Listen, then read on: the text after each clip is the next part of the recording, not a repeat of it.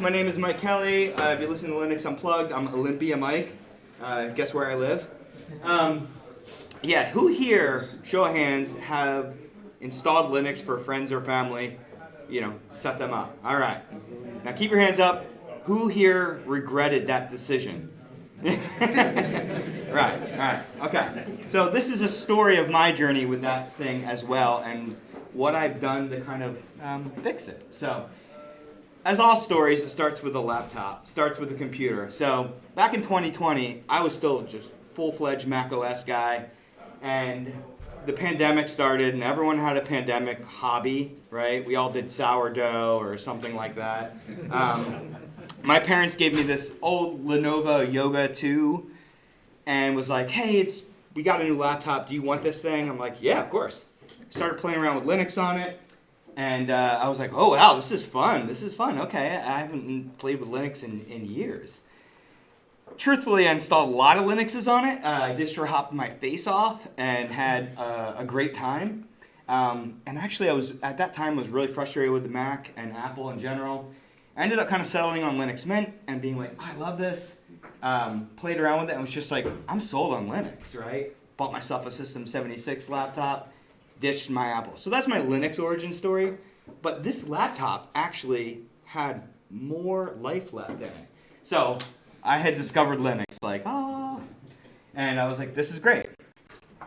But I didn't need this laptop anymore because I was like, this is a little slow, and I had a newer one anyway. So what am I going to do with it? Well, I put Linux Mint back on it, kind of reset it, and I put it on like a free Facebook group, just saying, hey, anyone who wants a laptop, this will work for you. And I was kind of morbidly curious, could normal people use Linux? Because I was blown away by how good it had gotten over the years. So I posted it on a local free Facebook group. And of course, hundreds of people were like, yeah, I want it, right? It's a free laptop. Who doesn't want it? But what's cool is that a bunch of people reached out to me and said, hey, I've got a laptop sitting in my closet at home. Do you want it? I don't know what to do with it, right? And I realized that so many people don't know what to do with these old laptops that are sitting around. So, of course, I was like, sure, I'll take them, and I'll go ahead and post it again. So this has just been a recurring thing that I've been doing for years now, and it all started with this laptop. Meanwhile, while I'm giving out Linux Mint to everyone, I discovered NixOS. And I'm like, oh my God, this is amazing. I'm just having a blast. I blame Linux Unplugged. They got me involved in NixOS with their Summer of Immutability, if you remember that. I fell hard into the NixOS hole, right? So I wrote a Medium post that got really kind of took off. Why do people love NixOS so much? Which led to a talk that I did last year at Linux Fest Northwest here called 5 Reasons That People Love NixOS. This is my cat. His name is Nix. It's gone pretty deep, right? But I was torn, right? So here I am giving out laptops to people with Linux Mint on them. But I'm using and loving NixOS. But I can't give NixOS to normal people. Am I going to give it to my mom or dad or my kids? No, right? So I'm like, all right, well, Linux Mint's for normies. NixOS is for nerds, right? But I started kind of noticing there's some problems that normal people have with Linux Mint. It's not so much the UI. Actually, they've gotten along with that great. There's a great story I love of I gave somebody a Linux Mint computer, and they loved it, right? They gave it to their brother to borrow, and he was like, oh, what is this Linux Mint thing? And he installed Windows 10 on it. He formatted it and put Windows 10 on it, gave it back to his sister or whatever, and was like, hey, I fixed it for you. And she was pissed. So she came back to me, she's like, can you please put Windows Mint back on there? Which both made me proud and hurt my soul a little bit. But just to say, it just really is easy to use. However, there are some drawbacks. So I would occasionally get these laptops back when people were like, hey, I got a new Mac or whatever. Here, please give this to somebody else, And I realized that people don't do updates, ever. Even though there's a little icon that says, hey, click here to do updates. They don't do it. God forbid they have to intervene and be like, oh, are you sure you want to? This doesn't even cover version upgrades, upgrading from Linux Mint 20 to 21 or something like that. Has a wizard that steps you through, but it says, warning, you might lose everything, so back it all up. normal people aren't going to do that. My dad's not going to do that, like, at all, right? So upgrades are scary. There's the package repo confusion thing, too. People would be like, okay, I want to install Spotify. They open up the store, they type in Spotify. There's 2 Spotifys in there. You know which 2. There's the Linux Mint package, and then there's the Flatpak package. And they're like, I don't know which one to choose. They think they're going to get it wrong. A little bit of that. And then, of course, in the newest version of Linux Mint, they went ahead and they filter out all unverified Flatpaks from the store as well, which I understand why they did that, but there is a ton of Flatpaks that are not verified because they're not from the actual people that make the software, but it's people like Zoom, right? We all use and love Zoom on Flatpak, and it's technically unverified. So Linux Mint started kind of actively pulling that from their repo, which is sad, right? It's sad to do that. So people would all of a sudden be like, oh, Linux doesn't have any software. I'm like, oh my God, we're back to the 90s where Linux doesn't have any software. So these were the issues. I'm like, okay, what do normal people like use, right? Like, what did they get along with?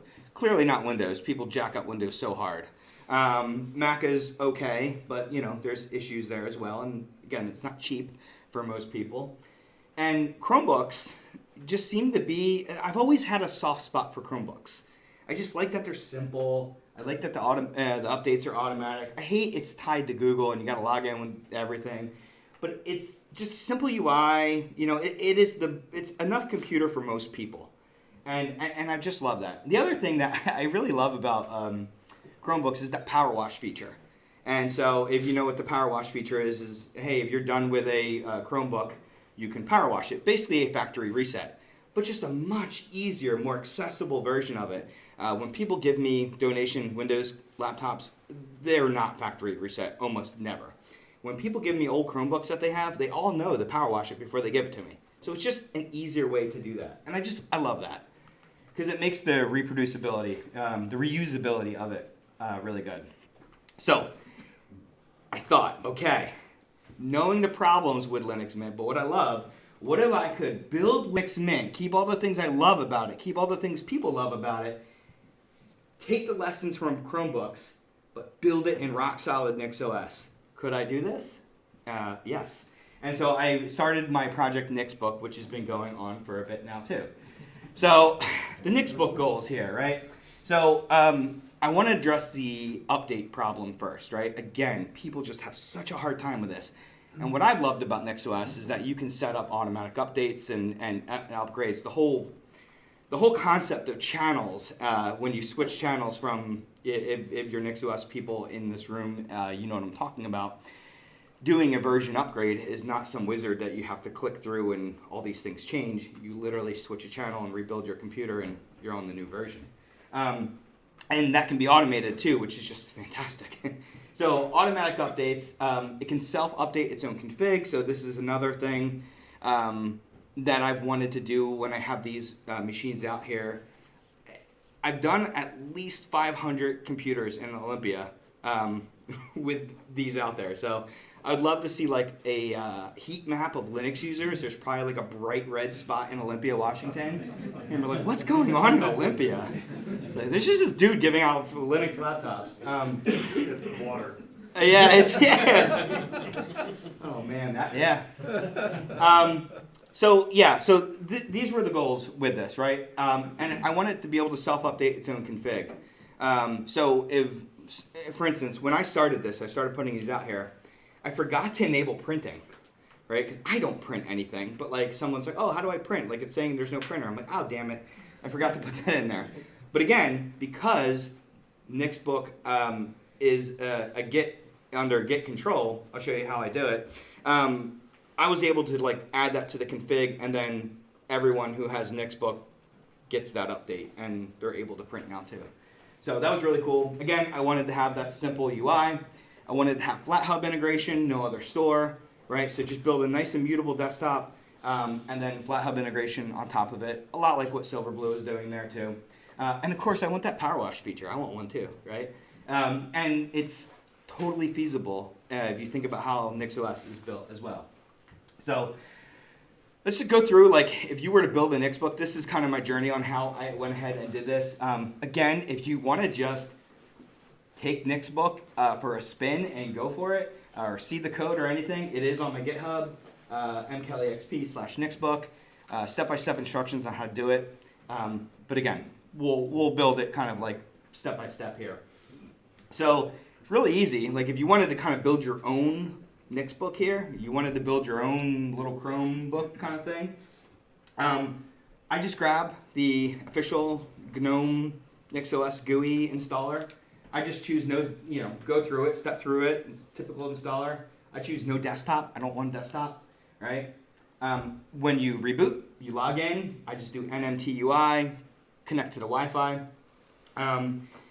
You could use Nano, which is built with NixOS, or you can download a real editor, like Helix, which again, you can just Nix shell in, which is amazing. And then you just go ahead and edit your NixOS configuration. And it's really easy to kind of like from this no desktop bare environment. I'm using Cinnamon here because again, I'm trying to replicate Linux Mint. I'm trying to replicate that Windows feel. Most of us probably don't use Cinnamon, but it's a nice desktop. So anyway, these 4 lines, get Cinnamon desktop in the display manager and log in, and like that's it. You add that to there, and then the XDG portal. That's for like the Flatpak store integration. But those 4 lines will get kind of your whole desktop up and running. And then again, you can add what packages you want here, right? So you can see there's a smattering of stuff that I have in there that's ready to go. So you can kind of decide here, what do you want in your base image and what do you want to rely on Flatpaks? So, again, I try to keep this real minimal and just lean on Flatpaks for most of the applications. And the Flatpaks get updated more frequently. And again, people just have more control over it. But what's cool about Nix, as anyone knows here who uses Nix, is that you get to control what's in that base image. So it's pretty cool. And that's it. So now you can set up automatic upgrades, automatic updates. And you see here too, in here, you can even just specify what channel it is. You can specify what dates you want, operation, boot versus switch. So when it updates, do you want to like hot swap it, or do you want to like have it wait until a reboot? I always do boot because it can be a little jarring. If there's a big Cinnamon update or like a new kernel or something like that, and you're going to just switch it, things can get kind of squirrely. So I kind of keep it as just boot. And then of course you can enable your garbage collection as well. Again, if you don't, it's outside the scope of this talk to talk about like how NixOS works. But again, those old packages kind of sit around, so kind of garbage collected too. But that can all be set up automatically, which is nice. And you see here, I'm saying, hey, anything older than 30 days, get out of there. That's pretty much it. So like, what about Flatpak updates, right? How do we update those automatically? There's no built-in way to do that. I do think that there's a project that is like a home manager or Flatpak thing. I just rolled my own because again, I'm trying to keep this real simple. I just went ahead and did a real simple systemd timer. And again, this is pretty easy to do in NixOS as well, which is pretty cool. So I can say, hey, daily, go ahead and update it, right? And you can see I can just call Flatpak update non-interactive assume eyes. I don't know what that is. It just means just do it. And again, this will just run in the background too. And it's pretty cool. Like when people have, I realize this too, when people have Chrome open, right? And because my kids have Nixbooks for their homeschool and stuff. And I realize like when I open their laptops to get them onto their class or whatever, Chrome will be like, oh, there's an update. Click here to install the update, and it just reboots Chrome. But it does, it's because the Flatpak updated in the background, and it actually works. So I hate when you see that and you're like, oh, Chrome, there's an update for Chrome, and then you click to restart it, and it does the same thing again. So yeah, it's really cool. Like, again, point being that this really works well for that type of thing. So that's it. Then you can just NixOS rebuild boot, reboot it, obviously add your FlatHub, and you got yourself a really durable, just step by step here, you built your own durable, self-updating Chromebook replacement, basically. And I'm using Chromebook, but it's just kind of a nice, easy, basic UI there. And of course, you go ahead and you can open up the software store. You can install what you want. Yeah, see, so you can run software, and you see it's already integrated with FlatHub, so it just looks like it's all there and ready to go. It really is quite impressive how well it works. So, I thought I removed this. Oh, but you can see here how the automatic updates work as well. So if you do system CTL list timers, you can see there's our upgrade. So that's the things that we set up for the NixOS upgrades, and of course my auto update config. And I spent a lot of time in this because I wanted to see, okay, when's the next update going to happen? So you can confirm if these are working or not if you want to. But again, this all works really, really well. So somebody might say, all right, well, hey, Mike, that's great. But if I give this to like somebody that I don't see all the time, right? What happens when the next NixOS version, stable version comes out, 24.11 or 25.05 or whatever? What happens then, right? Because as you see here, we're declaring the channel in there that we want to update against. And then what if they actually manually run rebuild or reboot or something like that? And the channel on NixOS is different than there. So there's a couple of different ways. Obviously, if this is just a computer for your kid or something like that, or your parent, and you see them, you can always just manually intervene if you want to. But what I wanted to do was like, okay, how can I put this under version control and kind of update this from a central location? And so I did. And so now we're kind of getting into, these are the customizations that happened in Nixbook. So, up until here, this was the kind of the proof of concept. Hey, could I build like an immutable, desktop for normal people? And the answer was yes. And then this kind of spurred this whole like, okay, how can I make this reusable for other people? So now we're getting into a bit of like the Nixbook custom config. So how far you can take this idea, which is pretty cool. I don't know. I hate putting like a bunch of code up on the screen, but again, so here now we're declaring the Nix channel here, just declaratively like that.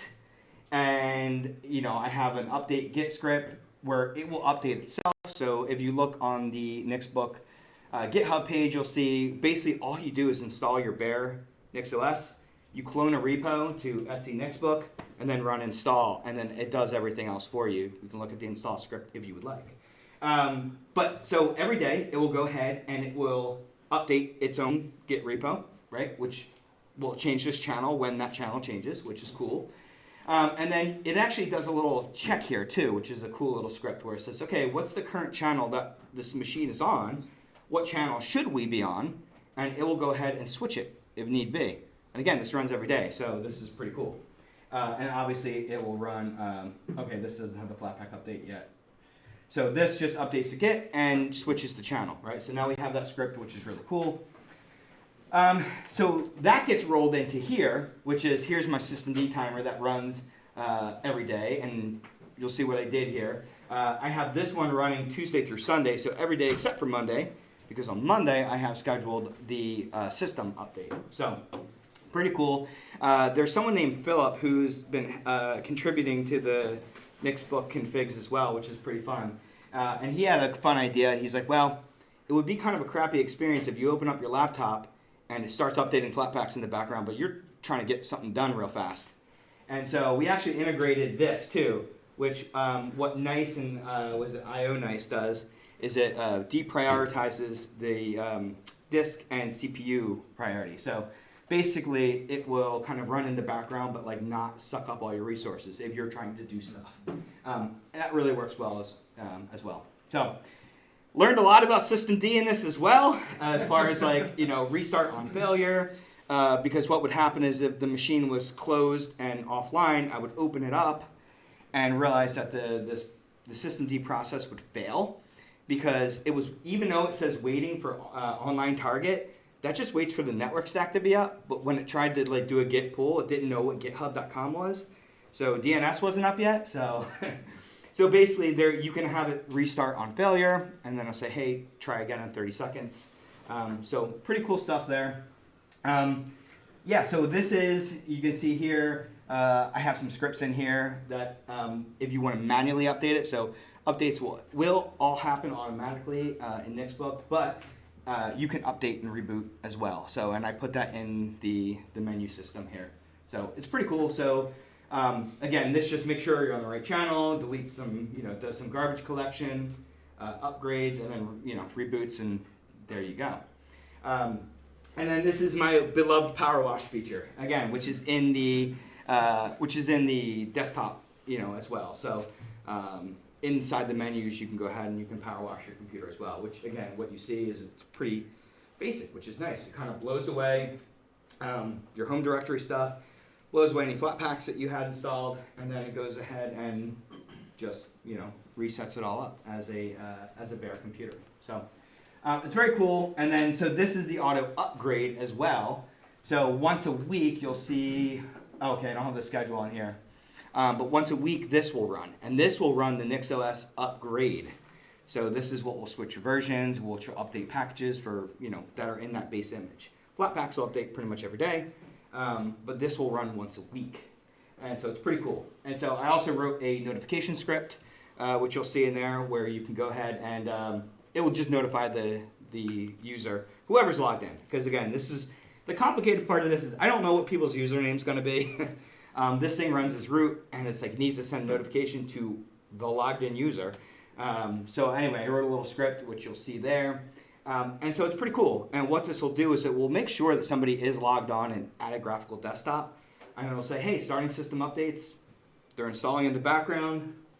You can continue to use your computer, go wild. And then once that's done, it'll say system updates complete.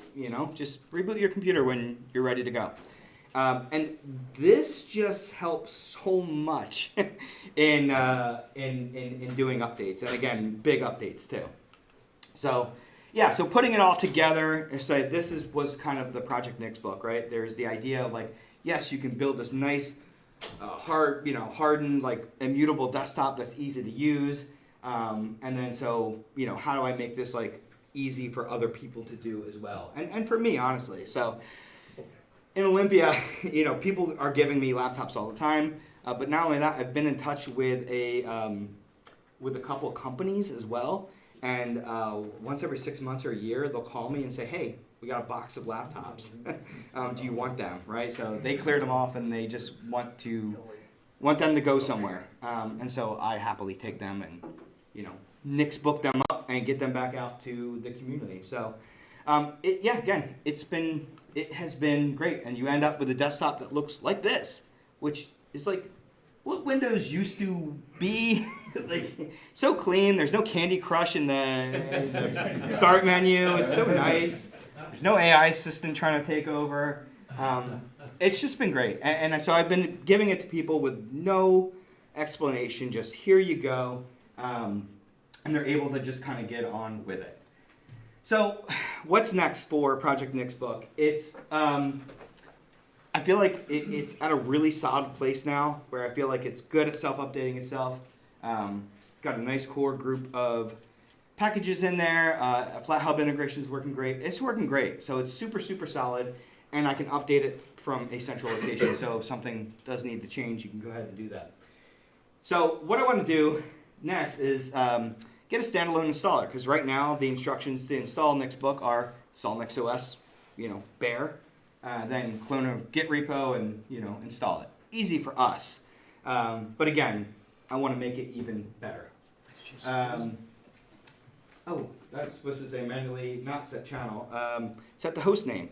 So one of the things I gave this talk at Scale last month in LA. And one of the things I get yelled at constantly was, why aren't you using flakes? So I got flake shamed.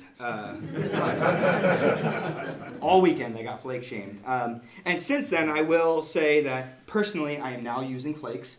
So they're on this computer, and I see the advantages of them. However, it's still not ready. I still don't want to go ahead and incorporate it in something like this. It's still technically experimental. It's still a bit of a pain to enable at first. So yes, flakes will happen when they get a little more mainstream. Hopefully when it drops the experimental tag. What are flakes? Ooh. I missed that. Yeah. So yeah. So it's real less. So flakes are interesting. So flakes do. I'm going to give you the 50,000 foot view here. Flakes are a way to. I'm kind of new to it. Again, I'm just been playing with flakes for the past month. To me, what flakes do here, I'll show you what my flake file is on my computer here.